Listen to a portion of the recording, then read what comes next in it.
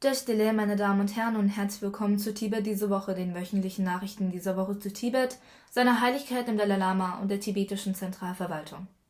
Schauen wir uns doch zunächst die Schlagzeilen an.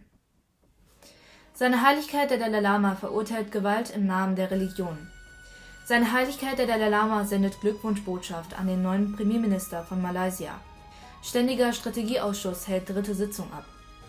Sejong Bimba-Tsering nimmt an Tibet-Dialog an der Universität von Himachal Pradesh teil. Tibetische Parlamentarier versammeln sich zu einem Strategietreffen. Abgeordneter Tinle Chüki beleuchtet den Weg der Tibeter ins Exil und zur Demokratie während einer Konferenz in Mailand. Abgeordneter Nguduk Dorje informiert Aktivisten über die Umwelt in Tibet. Die US-Kongress-Exekutivkommission zu China betont erneut die Aufnahme eines Dialogs zwischen der chinesischen Regierung und seiner Heiligkeit dem Dalai Lama. 11. Tibet-Lobbytag in Australien im Gange.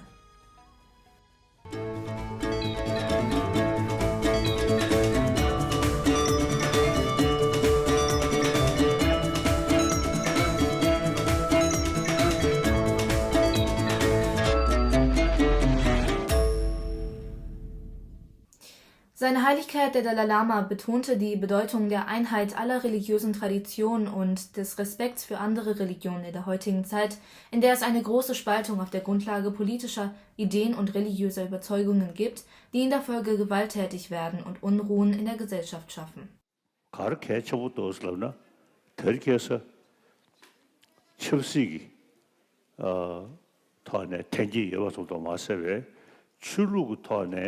tenjichedeya진데 들켜서 연대기야리 베나 아프가니스탄 알로 출루 tenjichede야 다디 로팜부 시오지레샤 아주 출루 상월로 아니 떠주면자 야리데 얘네 밀어 팬심체야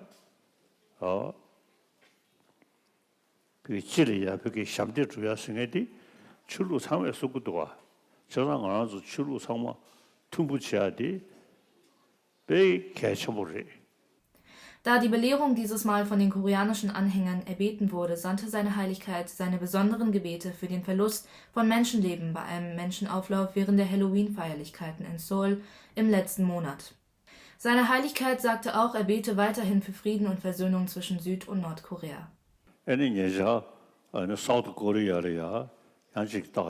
mit상가로 쉬우시 접체 진대기 몇 것이 지금 대중 심에서로 가다 심해 중에서로 시기도가 뒤탑적으로 주리 아니 가서 상월로게 되게다 대중 심부스 남미솔이야 삼수치야 삼지치야 대선 상월로리야 아주 멀럼자야 개셔버리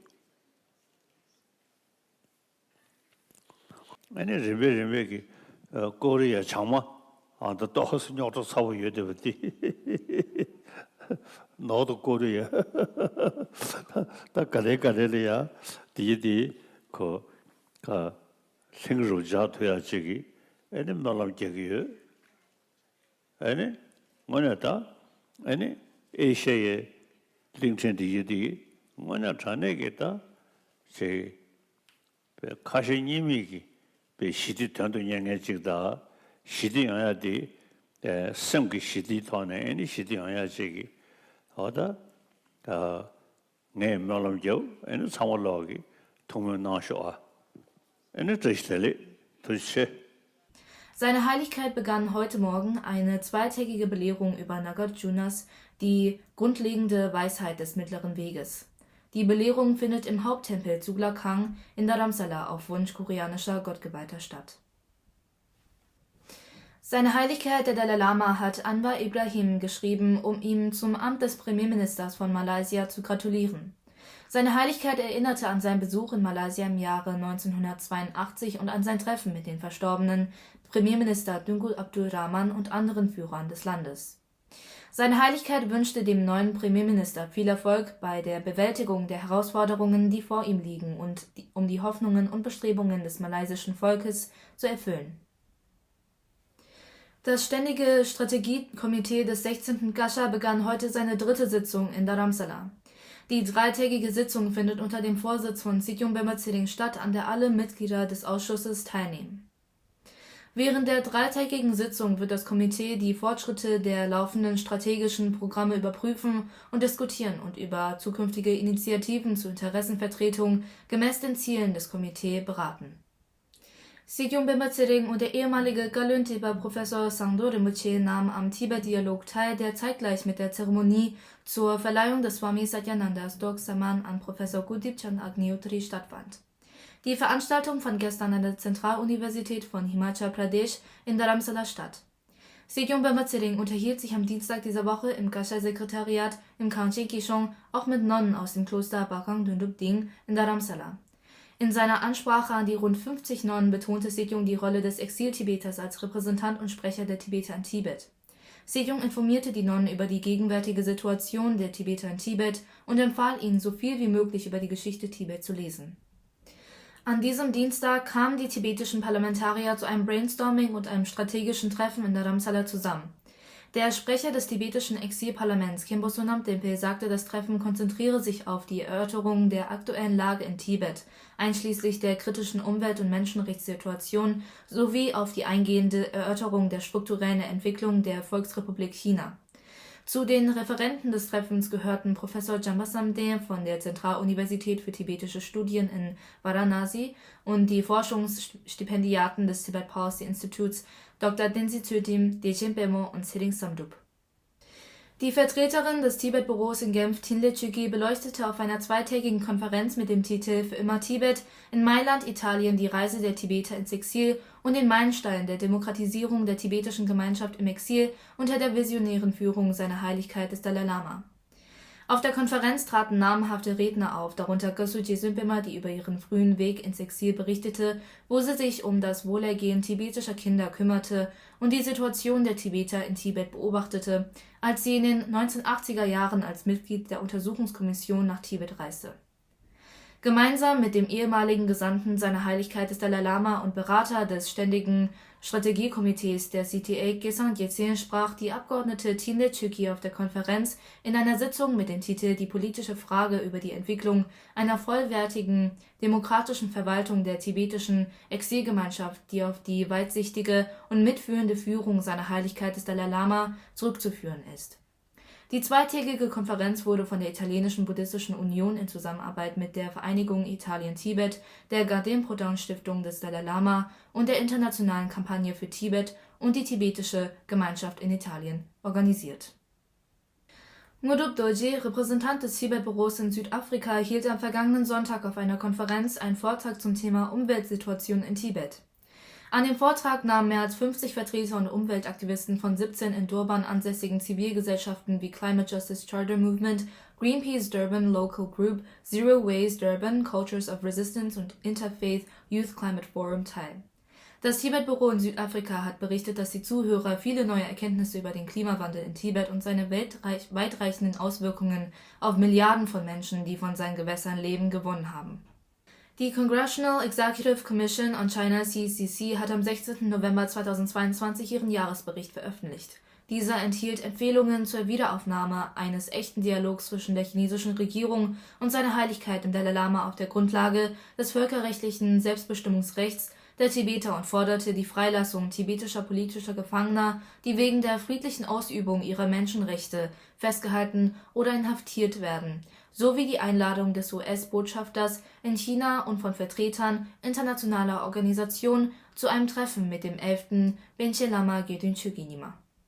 Die Congressional Executive Commission on China forderte auch Besuche von UN-Sachverständigen und UN-Sonderbeauftragten in Tibet, um die Lage in den kolonialen Internaten in Tibet zu beurteilen.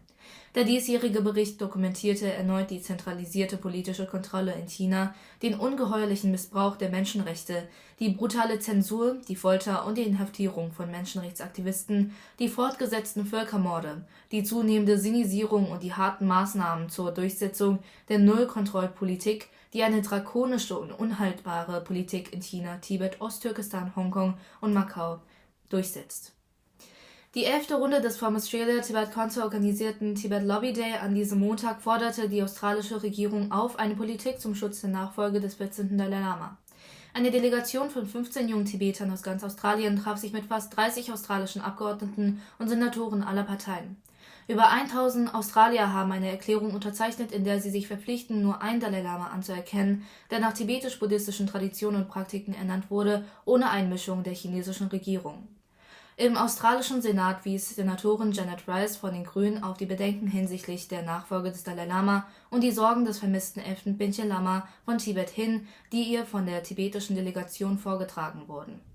The delegates who are seated in the gallery today, including Mr. Tenzin Phuntsok Doring, the member of the Tibetan Parliament in exile for the electorate of Australasia, and Mr. Karma Singay, representative of His Holiness the Dalai Lama in Australia. I had the privilege of travelling with Mr. Singay to Washington DC in June this year for the 8th World Parliamentarians Convention on Tibet.